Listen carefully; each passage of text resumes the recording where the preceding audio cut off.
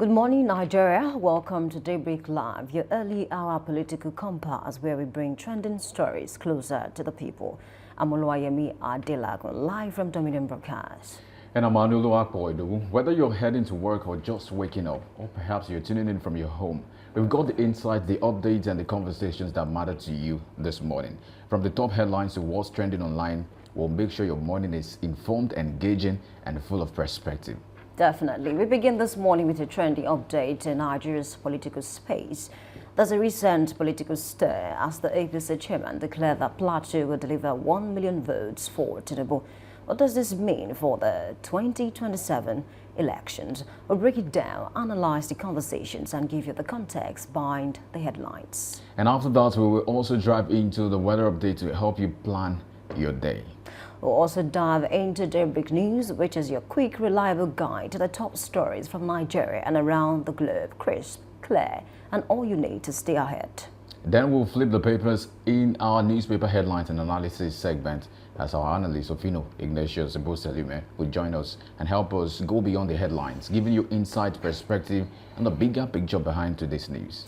We'll also bring you the big story where we'll be discussing about opposition tactics and political survival live outside power, examining your APC's opposition tactics and political survival.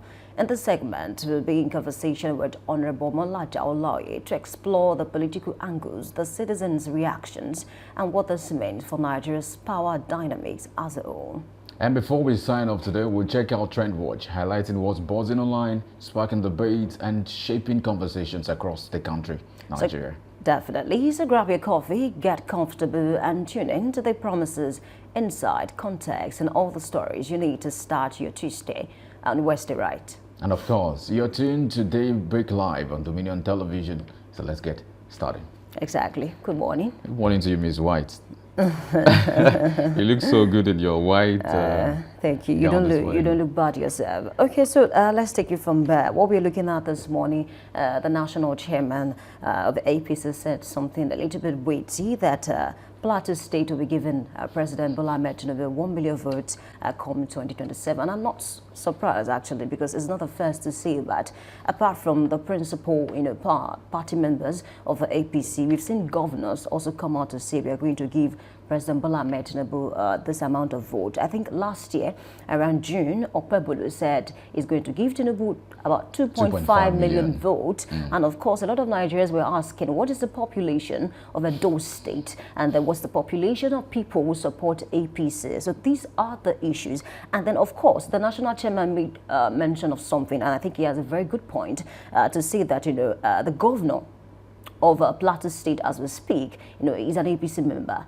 Himself, who is the national chairman, is also an APC member, and of course, is actually very sad because PDP used to have a strong hold in Plateau State, and even the North Central, itself. There was a time that PDP had a strong hold in that particular region, but then a lot of things have changed, and then defections here and there.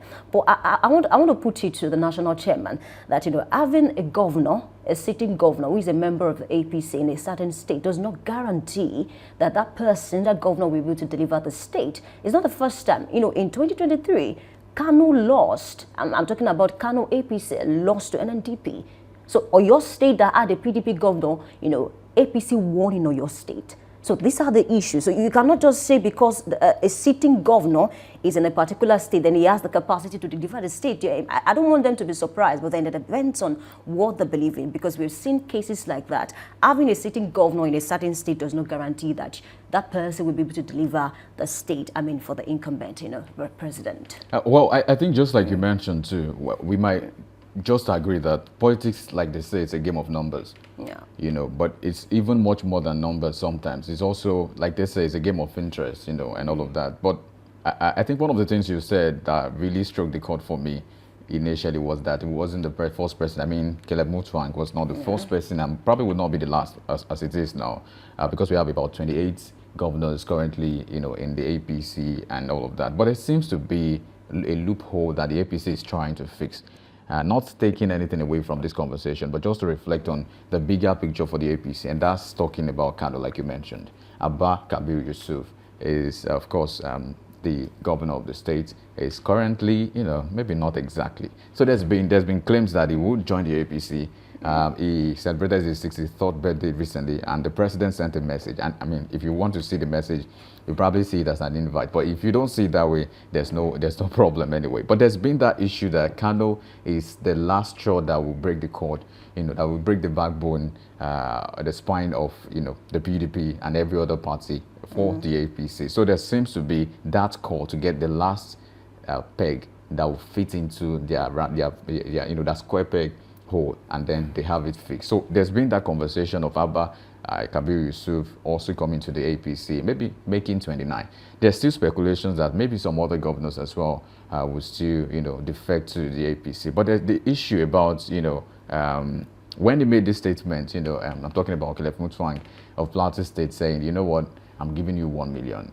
Well, like you mentioned too, it's not because you are the governor and then you belong to the party does not mean you are going to vote for the national party that you belong to. I mean, it could be a different game. But I think these people are also not just playing the game of numbers, they're also playing the politics of narrative.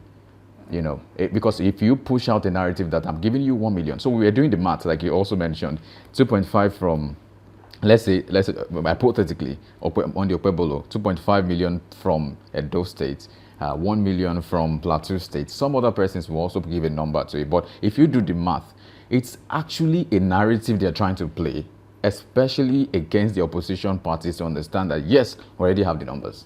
And we are trying to tell you that we are showing you the numbers, that this is the number we have, and we have enough numbers to go around. So this seems like a narrative game, not just talking about the numbers. They know what they are doing. It's an intentional game to say, we are blowing our trumpets. We have these numbers and we're ready to do more. In fact, it wasn't just the person that said it. A senator also, a respected politician in Nigeria, Senator Orji Kalu, also mentioned that he was going to go to the grassroots. Maybe if you would call it in our days, they'll say you go to the trenches to get the votes out for Tinubu. That was what he mentioned, that he was going to, fight tooth and nail to ensure Tinubu becomes president again come 2027. I mean, still retain his position, I meant to say. So if he's claiming that, Monday Okpebolo is claiming that, Plateau State governor is claiming that, Bayelsa is also claiming, there was a meeting yesterday, and a lot of senators were there. Even there was a time where you said that the Southeast would find a way to compensate President Bola Ahmed Tinubu with 100% vote, because according to him, he's the best president that has done so much